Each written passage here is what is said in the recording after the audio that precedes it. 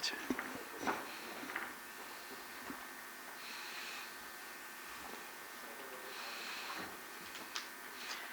Respected President ILTA, Sri Arnab Jha,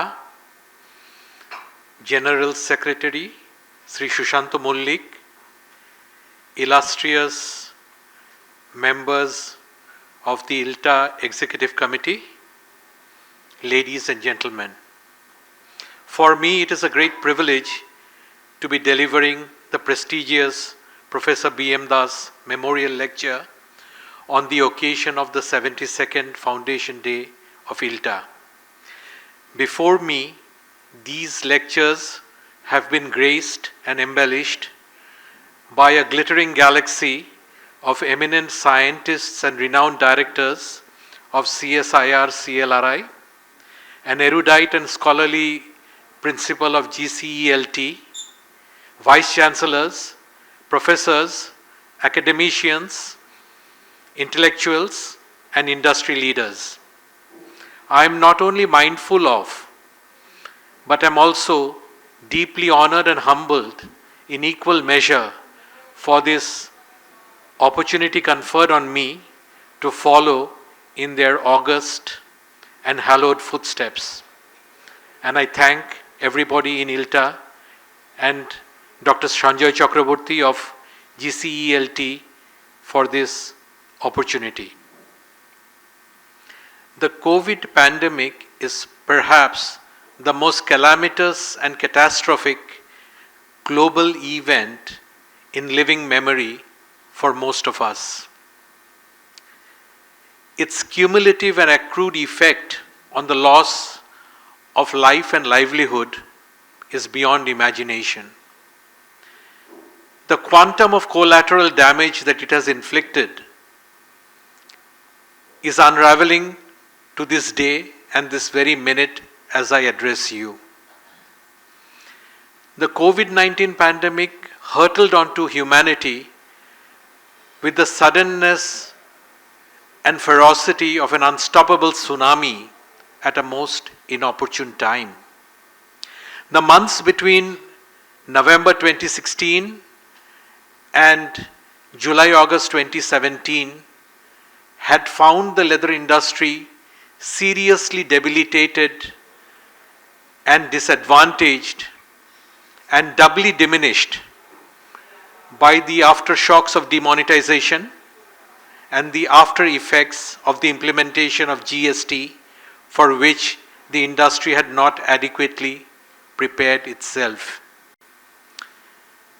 Unfortunately, the twin governmental enforcements extracted a very heavy toll from the leather industry, and many fringe players and small actors like cottage and small-scale manufacturers dealing in chappals, shoes, garments, bags, wallets and belts, smaller units doing job work or basic chemical manufacturers could not overnight convert their modus operandi from cash centricity to less cash and cashless as desired and required by the government. As a result, they had no other recourse but to shut down and vanish forever.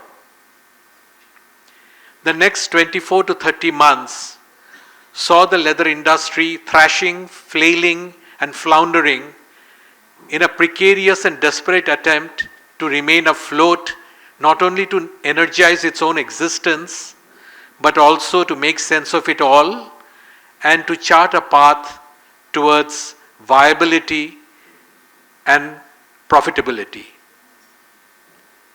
Unfortunately, just when the green shoots of recovery were being seen, the pandemic struck with great force like an unstoppable juggernaut and flattened everything on its path. The remaining players who were in the leather industry after the tragedies of demonetization and the implementation of GST faced the brunt of it all. Many of them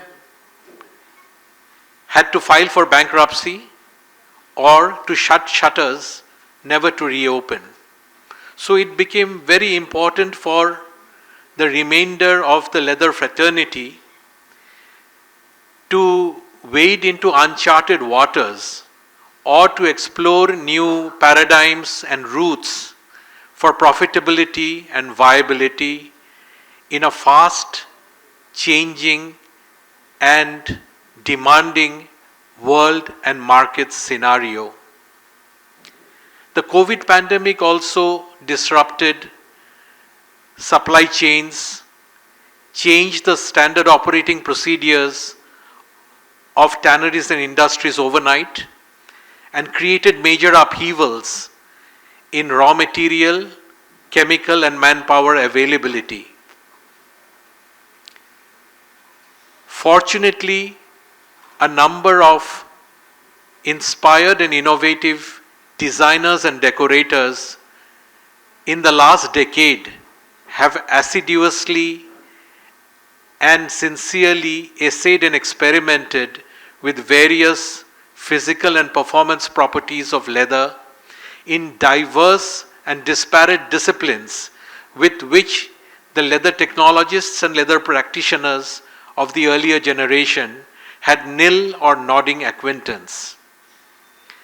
This has thrown a lifeline to the leather industry to invite and engage in discussion, collaboration, and deliberation with these new stakeholders and coalition partners to create a win-win situation for both and to chart a viable way to galvanize and dynamize the existence of the industry going into the next decade.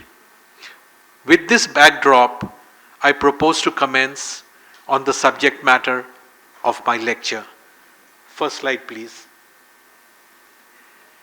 The warm, organic, and primordial feel and comfort of raw hides and skins, which early man harvested from the carcasses of animals that he had killed for food for his family and himself, takes us back to the time when the outer covering of wild beasts was an important fabric for human survival.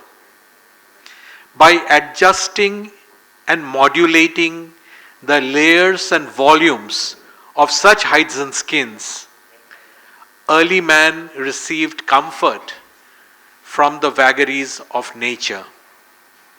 There was nothing sophisticated or refined about these hides and skins. They were randomly torn from the flanks of dead animals and draped over his own, perhaps with the hope not only for protection, but also to imbibe the feral energy, the survival instinct, and the hunting prowess of the animal to which that skin originally belonged. Next slide, please. Leather is a haptic material. Haptic means something can be touched, stroked, felt, or caressed. Its tridimension of evocative aroma, visual luxuriance, and unmatched tactility simulates an almost instantaneous non-verbal and non-language communication between the substrate and the beholder or the user, triggering very powerful sensory perception purely through visual or physical contact. Next slide, please. In recent times, leather has found wide use, acceptance, and favor as an architectural prop and material. Yet another tridimension of leather, its physicality, its durability, and its appreciable tensile strength, has enthused three ancient disciplines of architecture, construction, and engineering to work together to make leather sufficiently manageable, manipulable, and malleable to be used as an architectural fabric. In the first picture, you can see it is a wine wall made for Nota Bene restaurant in Toronto. It is a backlit wine wall made of Spanish vegetable tanned leather, which holds very high quality wine bottles simulating buds clinging to a grapevine. This architectural masterpiece has been designed by the architectural firm Plus Tong Tong. In the picture below, you can see the cube-shaped structure of Tokyo Fashion Museum, which is periodically swaddled in intricately patterned and woven leather cords, which give a plait-like appearance from a distance. This architectural marvel is by Polish architect MUS Architects. Next slide, please. In the picture on top, that is probably the most bold, daring, and audacious use of leather in architecture by ASWA Company Bangkok. They have externally swaddled and coated the 3 staggered floors of the office building of prominent leather sellers Lee and Sons. In this architectural masterpiece, the physicality of leather, its intensity, its conditioning, its appeal, and its formidable presence has been superimposed on the mortar and brick of the building in such a way that both have amalgamated to harmonize with one another and become steric continuations of each other, creating an edifice of beauty and quality. The purpose of using leather externally on a building is unprecedented anywhere else in the world, and it has been featured extensively in leading architectural magazines of the world. According to the architects, it serves a twofold purpose. Firstly, the use of leather externally on the volumes and facades of the building seeks to simulate a luxurious, high-quality leather belt which is soft and supple enough to be bent to a certain extent, but at the same time rigid and unyielding, never to be folded in its entirety. And the second is a very powerful visual narrative of the brand image and identity of Lee and Sons, who are prominent leather sellers in Bangkok of a quarter of a century experience. It proclaims to the world with a visual vehicle what is the product competence of the company. The windows are slanted to invite indirect sunlight, and the entire footage of leather used externally has been weather and waterproofed and also given the highest possible ultraviolet resistance with the best possible proprietary chemicals and auxiliaries available in the market. Thank you. Next slide, please. The use of leather in personal accessories radiates material, structural, and functional integrity and thereby guarantees a product of the highest quality, guarantee, and fidelity. And use of leather in personal accessories is a wonderful and intimate way to engage with a personal belonging, at the same time communicating one's personal taste and preference to the world. Shape, style, and structure come together in a leather personal accessory and work in harmony and tandem. They complement and complete each other, with none of the elements or constituents taking particular preponderance or preeminence over the other, at the same time permitting the constituent which is working alongside it to stand out by itself and to be appreciated for its individual merit. So, in a personal leather accessory, it is a tridimension of form, fashion, and function that work together. There is a mind-boggling array of personal accessories made of leather in the market. Most of us are familiar with most of them, but at the same time, a number of newer innovations are being introduced in the market on a regular basis. So I shall not dwell too much because of paucity of time. Next slide, please. The leather jewelry market is driven by changing societal norms and by the expansion of women's role in the workplace. Today, for the working woman who is empowered financially and independent, self-gratification by means of mall hopping, shopping, binge buying, and pampering herself with impulsive purchases does not carry an element of guilt any longer. So, women are now actively browsing the social media. These creations are being popularized extensively and virally, which would have been extremely difficult with traditional formats like traditional retail outlets or through advertising or direct marketing. In the past, jewelry was divided into two parts. It was either costume jewelry or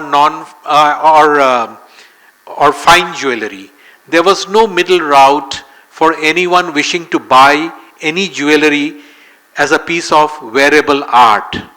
However, the arrival of leather has changed that, and today we have a third category of jewelry known as non-fine jewelry, which has given women a all-season, all-reason, all-occasion wear, and thankfully for them, which does not have to indefinitely be confined to a bank locker post-marriage awaiting some special occasion. Next slide, please. The world has a rich history of eating hides and skins as food, and the burgeoning prices of beef, mutton, pork, poultry, and venison is forcing a relook and a revisit of the use of hides and skins as food. We have examples of chicharrones and cueritos in South America. We have the Jamaican cowhide soup in West Indies and Nigerian stew made from cowhide in Nigeria and West Africa. You have the kimbang kilawine, the diced goat skin curry in the Philippines, and cow split snacks and crackers in Indonesia. Recently, in December 2020, Holy Cow Company in the United States has begun manufacturing American Northwestern cow hides into snacks of salted and barbecued quality. In the first year of operations, they have done 500 hides, and this year they intend to double the production. They have already received traceability certification, and this year they are aiming for halal certification to be able to enter the lucrative Mid-East market. Collagen Peptides Limitada, a Sao Paulo, Brazil-based company, is making enzyme hydrolyzed, short-chain, bioactive collagen peptides for use in osteoporosis, osteoarthritis, in aging skin issues, loss of muscle strength, and brittle nails. And there is increased research and there is a very focused work going on looking at the entire food value chain, and attempts are being made concertedly in placing a hide or a skin as high up as possible in the food chain pyramid so that it gives a better return. Now, for example, 1 square foot of European aniline cowhide is sold at €4. The same square foot, if it is converted into collagen peptide, would yield a return of €14. And if that amount, that quantity or that volume is sold to a retail outlet in a mall to be mixed with a smoothie or an ice cream or a soda or a health drink, it would give a return of as much as €24. So the food industry and the hide and skin industry in Europe, because of the double-digit decline in demand of leather, is very seriously exploring the possibility of using leather in vegetable tan form and as raw hides and skins for purpose of food as a cheap form of protein. Next slide, please. At the same time, interesting developments are taking place in the beverage industry. A number of vineyards in Chile are fermenting freshly harvested grapes on cowhide vats with the hair side up, without any external temperature control or without any additives. The grape juice ferments as it percolates through the three-dimensional matrix of the hide, and upon collection it is aged in wooden casks for 4 to 6 weeks before it is again transferred to another cask and aged for a further 4 or 6 years before it is sent to the retailer. Mixologists in leading bars and hotels are revisiting and studying again the technique of ancient Romans, Greeks, Egyptians, and Sumerians who used goat skin receptacles for storing wine or liquid.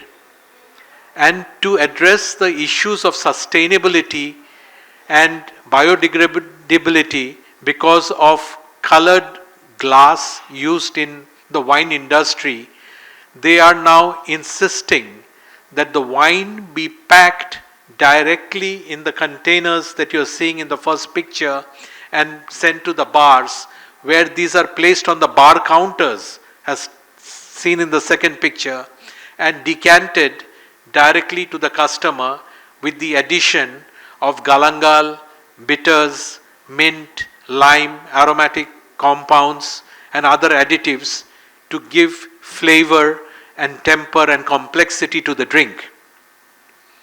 In the last picture, there is a special drink called Lederhosen Smash, which involves immersing 1 to 2 square foot of vegetable tanned cowhide into 4 to 6 liters of whiskey and aging it for 6 weeks, allowing the protein and the tannin of the vegetable tanned leather to soak and infuse the whiskey to give it a very unique taste.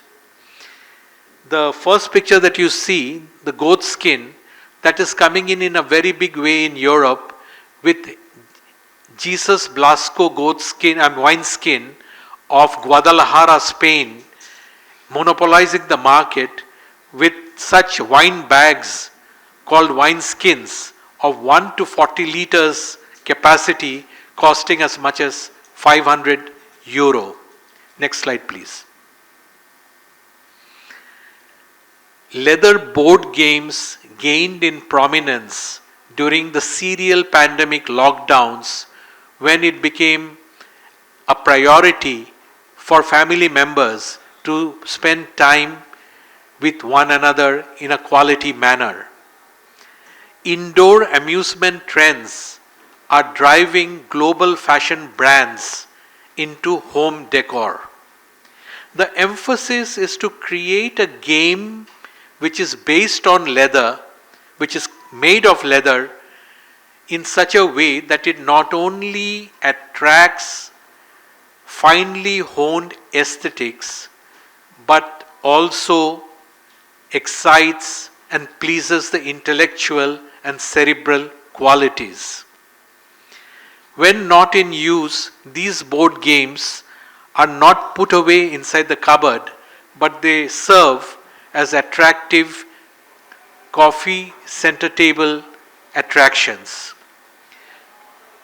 Bugatti Company, after making cars for more than 100 years, have ventured into the manufacture of pool tables which are carbon fiber framed but made of leather, where every conceivable area that can be touched by a pool ball is made of high quality Bavarian cowhide tanned in Germany at Bugatti's partner tannery, from where Bugatti sources its leathers. These pool tables are made of carbon frame, and they are intended for super yachts and ocean liners. And each of the four legs are supplied with gyroscopic sensors which can adjust the legs very quickly in a time as short as 5 milliseconds should the boat or the liner hit turbulence. So the leather board games are an incredible way not only to activate and energize a space, and this is also a very intimate way of bringing people together. So there is an enormous potential for 2 to 4 player board games made of leather, and leading global brands like Louis Vuitton, Dior, Chanel and Prada have all entered the market with a variety of board games made of leather. Next slide please. Yes. With customers' tastes and preferences becoming more future-facing, varied and sophisticated, there is a great demand for personalized, customized, unique and meaningful spaces and dimensions. As a result of which, interior decorators are introducing more and more novel and unconventional concepts into interior decoration. As you all know, leather can be either masculine or feminine in manifestation. Qualities like softness, suppleness, smoothness, silkiness, and sheen are considered in interior decoration as feminine qualities, whereas physicality, durability, flexural endurance, tensile strength, and polishability are the indices of machismo. So, by combining the yin and the yang, which mean the masculine and feminine attributes of leather, newer and more vibrant and very creative innovations are being introduced into the market by very gifted and very inspired designers. It is being increasingly realized that interiors do not exist in vacuum. We need to create a certain beautiful kind of atmosphere and ambience. And this is what leather is able to do. It is able to add value structure and material alchemy to the entire concept, as a result of which an interior can become sight sensitive, it becomes rich, multi-layered and structured. Also, finally, leather when used judiciously exudes a sense of calm in an interior which is very much liked in today's troubled and tormented world. Next slide please. A new innovation that has taken the world by storm in a very, very short time is leather from fish skin. This is not something new. It has been known from times immemorial, but had gone into abeyance during the Industrial Revolution. The Ainu people of Hokkaido Island in northern Japan, the Henzen in northeast China, the Nanai in Siberia, the Sami in Lapland and northern Sweden, the Greenlanders, the Icelanders, the Eskimos in Canada, and the Inuit in Alaska all have great familiarity and expertise in making leather from fish skin.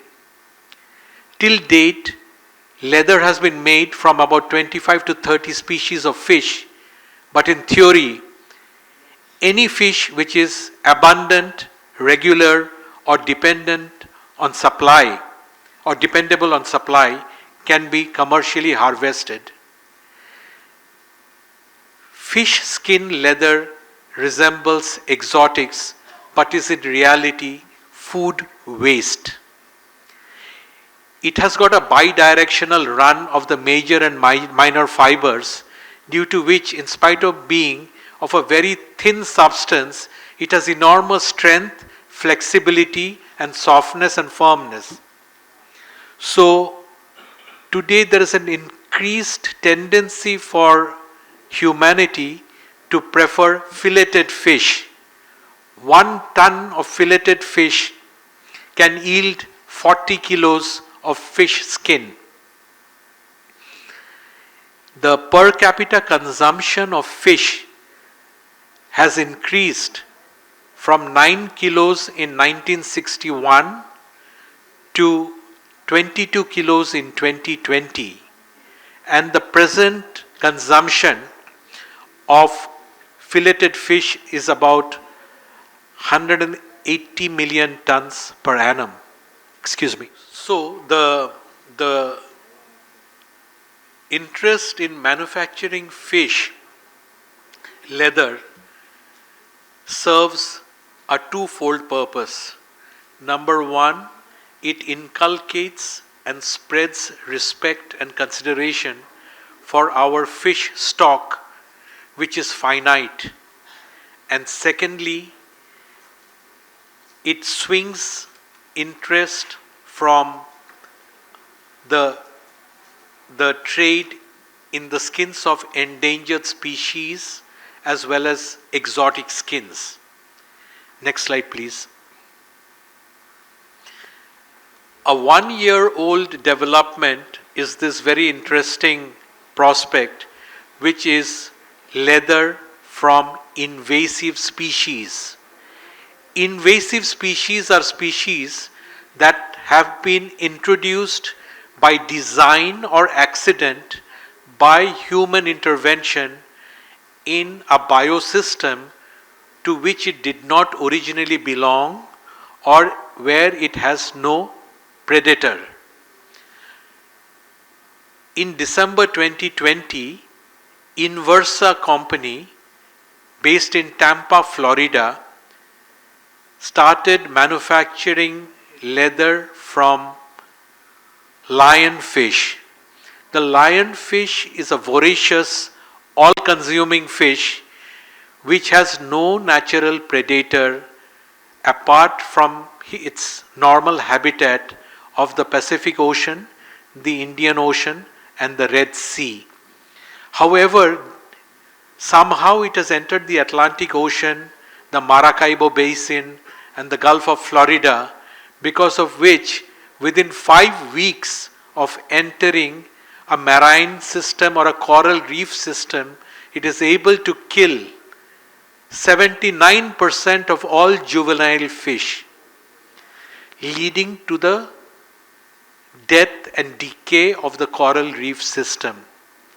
So, leather now is coming to the aid of biodiversity with empathy, and concerted work is going on to catch only lionfish and not have any other bycatch. So the Inversa company is now organizing lionfish tournaments and also incentivizing divers to go down to the depths with spear guns, kill the lionfish, bring them up. The meat or the flesh of the lionfish is being supplied to restaurants as filet, and the skin is being sent to a partner tannery in Cincinnati, Ohio, where it is converted into leather using as little water as 200 milliliters. Very recently, as recently as a month ago, on 15th of July, they have announced their second invasive species, which is the dragon fin. Dragon fin is closely related to the carp, which was imported from Southeast Asia for food purpose, but due to flooding had escaped into the Mississippi River, where it created havoc, destroying almost 150 species of local native fish. So the Inversa company is now concentrating on the lionfish as well as the dragon fin, and in the near future they expect to diversify some more. By concentrating on the dragon fin, they hope to save 150 species of native fish and to re-energize the $500 billion industry that is dependent on the Mississippi River. There is yet another invasive species, the cane toad in Australia, and today from Australia it has spread to Torres Island, Guam, Saipan and many other countries of the Oceania and Pacific belt. Cane toad, originally 102 cane toads had been brought from Hawaii to Queensland, Australia, to tackle the menace of cane beetles in sugarcane farms. In a controlled environment, these 102 cane toads were allowed to breed to 2,500 and then released. But the people who thought of this idea did not think of a very important thing. The cane beetles habited the upper areas of the cane stalk, and the toads could not jump so high. So the toads on the ground, they decimated the entire local flora and fauna, and today from the original 102, they have numbered 220 million. And these cane toads are very, very toxic. They have glands which contain bufotoxin, and they are toxic in all 4 stages of their lives: eggs, tadpoles, toadlets and adults. So now there is a company in Australia called Vermin who is manufacturing skins, leather from the skins of cane toad and marketing it commercially. Apart from this, in Florida, there is a lot of work going on invasive species of Burmese pythons, reticulated pythons, green-headed iguana and capybara. Then we have house mice being made into leather some places in the UK. And in Japan, we have the Reeves muntjac deer, which is known as the Kion deer, which had been imported from China, but without any natural predator. Their numbers have exploded 50 times in 14 years, creating a big challenge for the Japanese government. So now, with questions of animal cruelty and other parameters that are plaguing the industry, emphasis is on invasive species which damage the biodiversity by harnessing the skins of such entities. The leather industry is doing a service to society and thereby, ensuring profitability for some organizations who are in interest of doing such things. Next slide, please. A last interesting concept is considering leather not as a byproduct of the meat industry, but as a byproduct of the airlines and automobile industry. Leather seats from automobiles and aircrafts which would have landed up in landfills are being given an afterlife by enterprises who are manufacturing articles of beauty and quality from automobile and aircraft plane seats. These articles are of the highest quality because, as you all know, upholstery leather is not only waterproof, it is durable and it has many other properties that are very much appreciated. This solution is possible in all countries of the world because leather seat waste management is a perennial challenge everywhere. This is becoming a role model for social enterprise. People from vulnerable social backgrounds are getting job opportunities, although this cannot guarantee a lifetime employment opportunity, but there is no denying that this is an important employment generating skill. The use of leather from aircrafts and automobiles serves a threefold purpose. Number one, the airlines and automobile companies save millions of dollars annually in disposal costs. Secondly, the manufacturers are able to obtain the leather for free. Thirdly, underprivileged children from developing countries are getting educational and sporting aids in different forms, either gratis or at a very subsidized price. And there is also an enormous amount of goodwill for the aircraft or automobile company in terms of free mementos, giveaways, and corporate souvenirs. Last slide, please.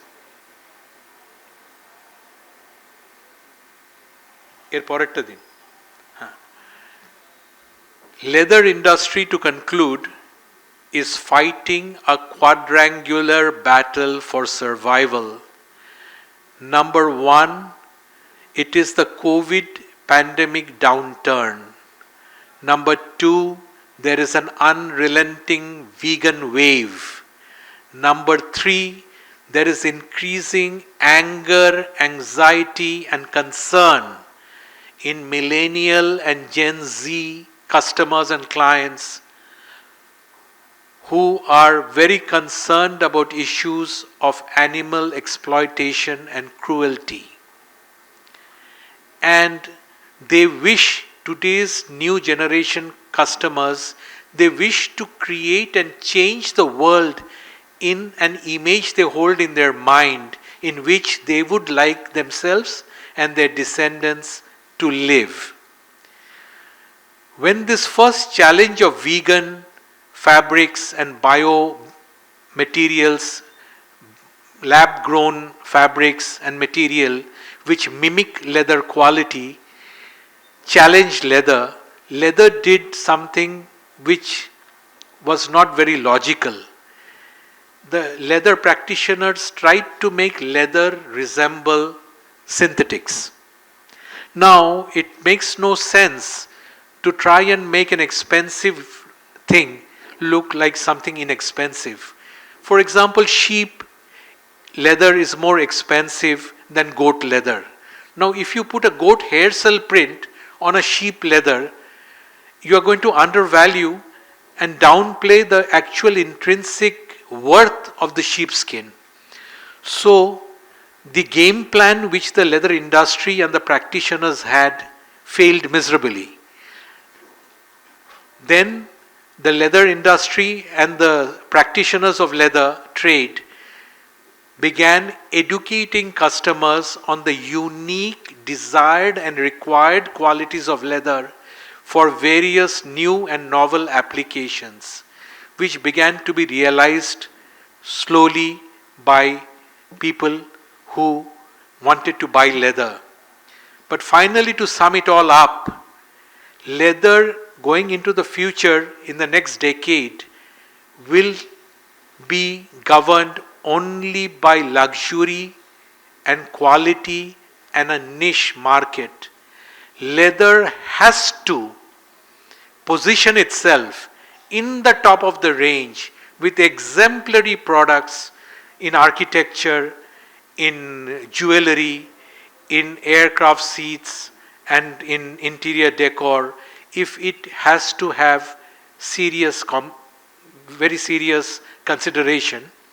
Finally, what I would like to say is the industry will have to have great, strong, and substantial investment made to address the concerns and anxieties of customers as far as issues of environmental, ethical, performance, and chemical considerations are concerned. Unless we adequately address those issues, unless we reassure customers that we are not eco-hostile but eco-responsible, leather will have a very uphill battle to fight, because it can no longer expect to be a meaningful player in the mass market any longer. There are 101 new materials that have come in. Newer ones are coming in every day. They are entering the market and being sold at a fraction of what leather is being sold at. So leather has to be promoted for its unique qualities, for its luxurious optic, for its salient features, for which it has been used since many millenniums, but not any longer as a mass market player. Thank you for your attention and time.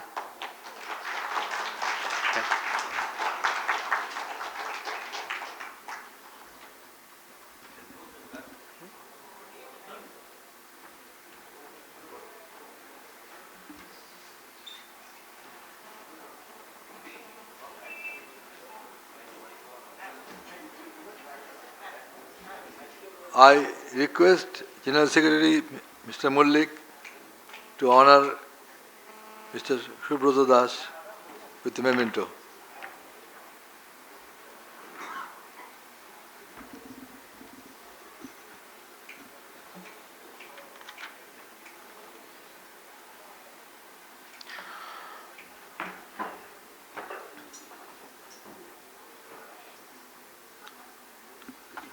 May I request Mr. Pal to carry the memento and the shawl. I request Sanjay Chakraborty, Professor Sanjay Chakraborty and Dr. A.B. Mondal to join with us to felicitate Subroto.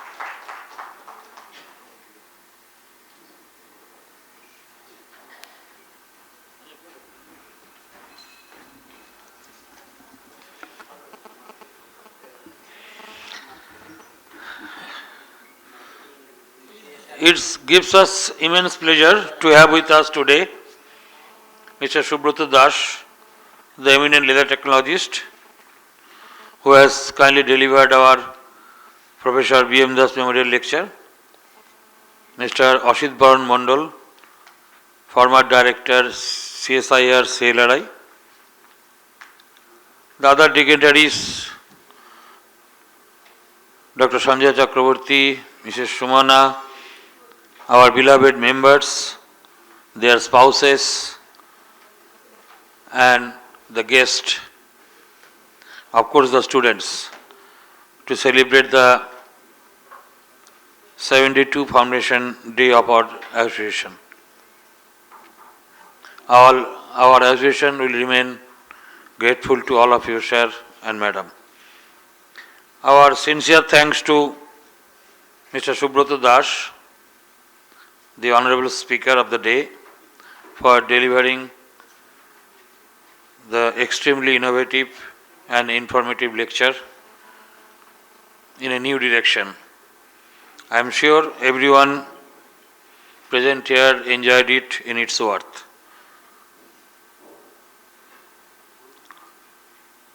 Whoever is not able to present today, they can enjoy the entire event, including this lecture, in Facebook and or in website. Thanks to Mrs. Sumana Das for your gracious presence today. Heartily thanks to Dr. A.B. Mondal for your kind presence. Our association is extremely happy in felicitating the few eminent personalities for their immense contribution towards science, technology, industry and association. The whole leather industry will remain grateful to all of you, sir. We would like to congratulate the award winners for their achievements and wishes a bright future for all of them. ILTA was established in 1950. Since then, in our many versatile activities for the growth and development of leather industry, we involved many associations, academic and research institutes, NGOs, state and central government,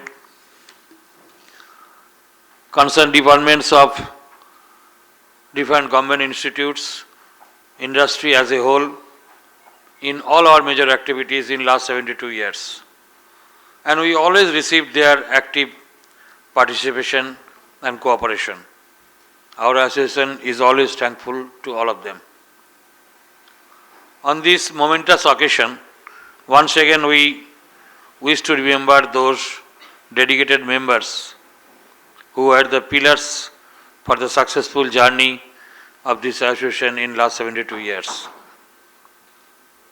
Our sincere thanks to Science City Auditorium for extending necessary help and cooperation. Thanks to the members, students and the guests for their presence today. Just a small announcement, the students requested me to announce they are going to organize a blood donation camp tomorrow in Government College of Engineering and Leather Technology, day after tomorrow on 16th. So they have invited all of us to join. Lastly, I wish us a very happy Independence Day, of course in advance. We now invite all of you for high tea in the dining hall, followed by cultural program and dinner. Thank you very much.